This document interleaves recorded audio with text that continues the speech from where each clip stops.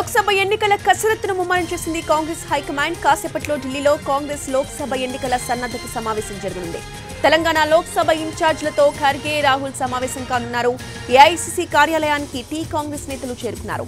AICC సమావేశానికి deputy CM Bhatti, Ponnam, Jupally, Seethakka, Konda Surekha, Jeevan Reddy హాజరయ్యారు.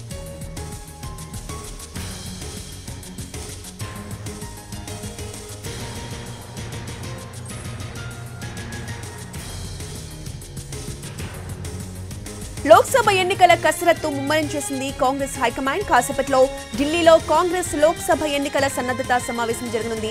ఇదే అంశంపై పూర్తి అప్డేట్స్ ని మా ఢిల్లీ ప్రతినిధి రాజు అందిస్తారు. రాజు,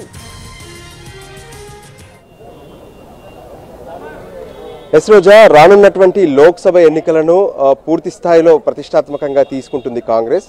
అందులో భాగంగా ఇప్పటికే దేశవ్యాప్తంగా ఉన్నటువంటి అన్ని లోక్సభ స్థానాలకు కోఆర్డినేటర్లను నియమించారు. అయితే తెలంగాణలో 17 అసెంబ్లీ స్థానాలకు 14 మందిని కోఆర్డినేటర్లుగా నియమించారు. ముఖ్యమంత్రి అండ్ పిసిసి చీఫ్ రేవంత్ రెడ్డికి 2 లోక్సభ స్థానాలు, దాంతోపాటు బట్టి విక్రమార్కకు, డిప్యూటీ సీఎంగా ఉన్నటువంటి బట్టి విక్రమార్కకు 2 లోక్సభ స్థానాలు, మరోవైపు మంత్రి పొంగులేటి శ్రీనివాస్ రెడ్డికి సైతం 2 లోక్సభ స్థానాలు కేటాయించారు.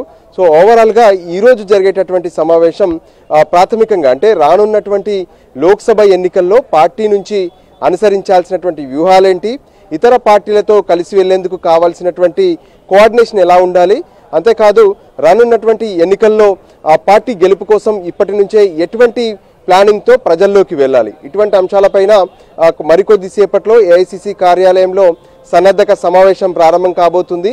ఈ కార్యక్రమానికి, ఈ సమావేశానికి ఏఐసీసీ అధ్యక్షుడు మల్లికార్జున ఖర్గే, రాహుల్ గాంధీ హాజరు కాబోతున్నారు. ఇప్పటికే ఏఐసీసీ కార్యాలయానికి డిప్యూటీ సీఎం బట్టి విక్రమార్క, మంత్రులు ఉత్తమ్ కుమార్ రెడ్డి, కొండా సురేఖ, సీతక్క, పొన్నం ప్రభాకర్తో పాటు ఎమ్మెల్సీ జీవన్ రెడ్డి కూడా హాజరయ్యారు.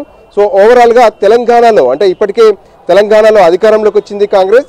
సో రానున్నటువంటి పార్లమెంటరీ ఎన్నికల్లో సైతం ఎక్కువ స్థానాలు గెలవాలనే ఒక లక్ష్యాన్ని పెట్టుకున్నారు. సో ఆ లక్ష్యాన్ని చేరుకోవాలంటే ఎటువంటి కార్యాచరణతో వెళ్ళాలి, ఇప్పుడు ఎవరైతే కోఆర్డినేటర్లు ఉన్నారో వాళ్ళకు సంబంధించినటువంటి లోక్సభ స్థానాల్లో ఉన్నటువంటి రాజకీయ పరిస్థితులు, ఆ తర్వాత కొత్తగా పార్టీలో చేరేటటువంటి వాళ్ళ పేర్లు, ఇతర అంశాలన్నింటినీ కూడా ప్రస్తుతం చర్చించే అవకాశం ఉంది. ఆ తర్వాత మరోసారి కూడా లోక్సభ కోఆర్డినేటర్లతో సమావేశం ఉంటుంది.